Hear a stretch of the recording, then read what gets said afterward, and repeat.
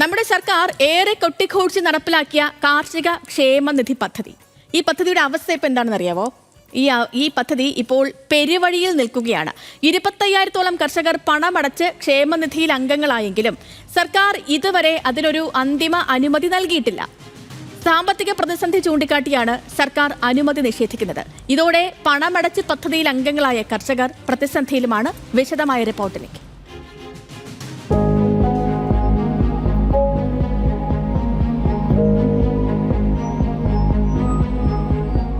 2020 കർഷകരുടെ ഉന്നമനത്തിനായി സംസ്ഥാന സർക്കാർ കാർഷിക ക്ഷേമനിധി എന്ന പദ്ധതി ആരംഭിച്ചത്.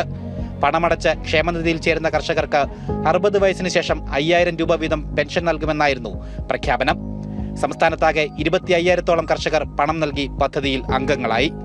പദ്ധതി പ്രഖ്യാപിച്ച് 5 വർഷം പിന്നിട്ട് കർഷകരിൽ നിന്ന് പണം പിരിച്ചിട്ടും ഇതുവരെ ഇതിന് സർക്കാർ അന്തിമ അനുമതി നൽകിയിട്ടില്ല.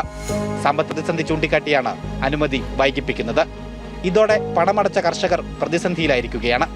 പാടത്ത് പണിയെടുക്കുന്ന ഇവിടുത്തെ സാധാരണ കർഷകർക്ക് ഇത്തരത്തിൽ ഒരു തുക വാഗ്ദാനം ചെയ്തതിനു ശേഷം ഇവിടുത്തെ കർഷകരെ വഞ്ചിക്കുന്ന സമീപനമാണ് സർക്കാർ സ്വീകരിച്ചിരിക്കുന്നത്.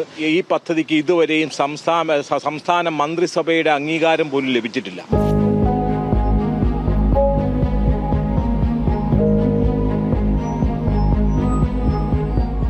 മറ്റ് ക്ഷേമ പെൻഷനുകളെക്കാൾ കാർഷിക പെൻഷന് തുക കൂടുതലാണെന്നതാണ് ക്ഷേമനിധിയിൽ അംഗമാകാൻ കർഷകരെ പ്രേരിപ്പിച്ചത്. മറ്റ് ക്ഷേമനിധി ബോർഡുകൾ CPM-ന്റെ നിയന്ത്രണത്തിലുള്ളപ്പോൾ CPI ഭരിക്കുന്ന കൃഷി വകുപ്പിനാണ് കർഷക ക്ഷേമനിധിയുടെ ചുമതല.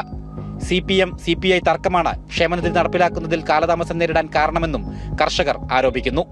കാർഷിക ക്ഷേമനിധി ബോർഡ് കൃഷി വകുപ്പിന്റെ കീഴിലാണ്, അത് CPI-യുടെയാണ്. ബാക്കി ക്ഷേമനിധി ബോർഡുകളെല്ലാം CPM നിയന്ത്രണത്തിലാണ് നടക്കുന്നത്. ഇതിലേക്ക് കൂടുതൽ ആളുകൾ എത്തും എന്നുള്ളതാണ് ഇപ്പോൾ ഇവിടെ ഈ രണ്ട് പാർട്ടികളും തമ്മിലുള്ള തർക്കത്തിനുണ്ടായിരിക്കുന്ന പ്രധാന കാരണം. 20 ലക്ഷത്തോളം കർഷകർ ആദ്യഘട്ടത്തിൽ ചേരുമെന്ന് പറഞ്ഞെങ്കിലും 25,000 പേരെ മാത്രമേ ചേർക്കാൻ സാധിച്ചിട്ടുള്ളൂ. പദ്ധതി രേഖ അംഗീകരിക്കുന്നത് താമസിപ്പിച്ചാൽ ക്ഷേമനിധിയുമായി മുന്നോട്ട് പോകാൻ സാധിക്കില്ലെന്ന് കാട്ടി ബോർഡ് ചെയർമാൻ ഡോക്ടർ രാജേന്ദ്രൻ മുഖ്യമന്ത്രിക്ക് കത്ത് നൽകിയിട്ടുണ്ടെങ്കിലും ഇതുവരെ നടപടി ഉണ്ടായിട്ടില്ല.